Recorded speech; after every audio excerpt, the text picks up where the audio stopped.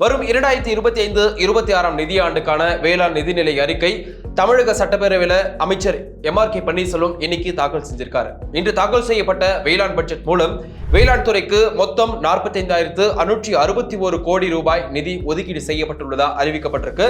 சென்னை, கோயம்புத்தூர், தூத்துக்குடி, மதுரையில உயிர்ம வேளாண் விளைபொருட்களுக்கு தர நிர்ணயம் ஆய்வகங்கள் அமைக்க 6.16 கோடி ரூபாய் ஒதுக்கப்பட்டிருக்கு. பல்வேறு விதமான முக்கிய சவால்களை வரிசைப்படுத்தி மாணவர்கள் மற்றும் இளைஞர்களுக்கு இடையே வேளாண் நிரல் திருவிழா அக்ரி ஆக்கத்தான் மூலம் தகுதியான தொழில்நுட்பங்களை தேர்வு செய்து அவர்களுக்கு தொழில்நுட்ப ஆலோசனைகள் மற்றும் நிதி உதவி வழங்கப்படும் சொல்லப்பட்டிருக்கு. இதற்கென வேளாண் விஞ்ஞானி டாக்டர் MS சுவாமிநாதன் அவர்களது பெயர்ல ஆராய்ச்சி நிதியா 1 கோடி ரூபாய் மாநில நிதி ஒதுக்கீடு செய்யப்படும் என அறிவிக்கப்பட்டிருக்கு. காலநிலை மாற்றத்தினால விவசாயம் மற்றும் சுற்றுச்சூழலில் ஏற்படும் சவால்களை எதிர்கொள்ள திறனுடைய கிராமங்கள் உருவாக்கப்பட இருக்கு. இதுக்காக 1.35 கோடி ரூபாய் ஒதுக்கீடு செய்யப்பட்டிருக்கு.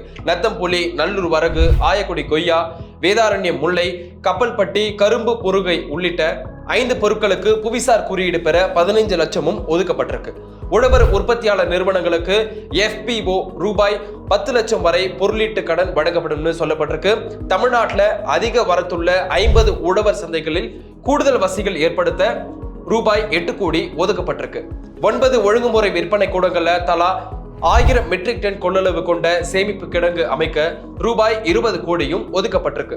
300 கிராமப்புற இளைஞர்களுக்கு திறன் மேம்பாட்டு பயிற்சிகள் வழங்க 1.84 கோடி ரூபாயும், வேளாண் பொருட்களுக்கு 100 மதிப்பு கூட்டு மையங்கள் அமைக்க ரூபாய் 50 கோடி ரூபாயும், புதிய மின் மோட்டார் பம்ப் செட்டுகள் வாங்கிட பழைய மின் மோட்டார் பம்ப் செட்ல மாற்றிட 1000 விவசாயிகளுக்கு மானியத்துக்காக 1.50 கோடி ரூபாயும் ஒதுக்கப்பட்டிருக்கு.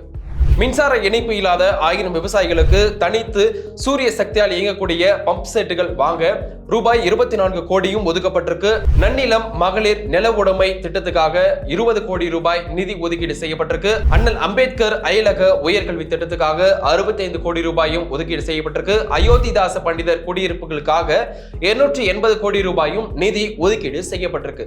ஆதி திராவிடர் மற்றும் பழங்குடியினரை தொழில் முனைவோராக உயர்த்துவதற்கு 75 கோடி ரூபாய் நிதி ஒதுக்கீடு செய்யப்பட்டுள்ளதா அறிவிக்கப்பட்டிருக்கு.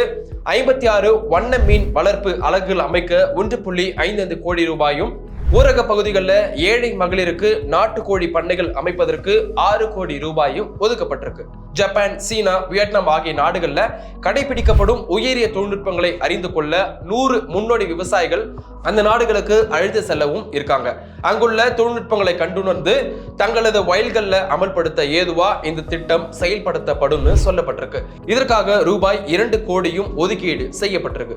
வேளாண் பட்ஜெட்ல சிறு குறு விவசாயிகளுக்கான அசத்தலான அறிவிப்பும் வெளியாக இருக்கு. அதன்படி வாடகை செயலி மூலமா சிறு குறு விவசாயிகளுக்கு வேளாண் இயந்திரங்கள் வாடகைக்கு விடப்படும் என அறிவிக்கப்பட்டிருக்கு. இதற்காக 10.50 கோடி மதிப்பீட்டில் 130 வேளாண் வாடகை மையங்கள் அமைக்கப்படும் சொல்லப்பட்டிருக்கு.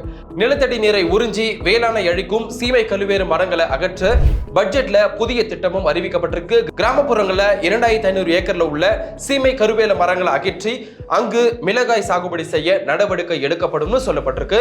உழவர்கள் மேம்பாட்டுக்காக ரூபாய் 10 கோடி மதிப்பீட்டில் முந்திரி வாரியம் அமைக்கப்படும் என பட்ஜெட்ல அறிவிக்கப்பட்டிருக்கு. அதே மாதிரி பனை சாகுபடியை ஊக்குவிக்க பனை மேம்பாட்டுக்கு இயக்கத்திற்கு 1.60 கோடி நிதியும் ஒதுக்கப்பட்டிருக்கு. பலா மேம்பாட்டு இயக்கத்தின் கீழ் பலா சாகுபடியை ஊக்குவிக்க ரூபாய் 5 கோடியும் ஒதுக்கீடு செய்யப்படும் இந்த பட்ஜெட்ல அறிவிக்கப்பட்டிருக்கு. இந்த பட்ஜெட்டை நீங்க எப்படி பாக்குறீங்கன்னு மறக்காம கமெண்ட்ல சொல்லுங்க.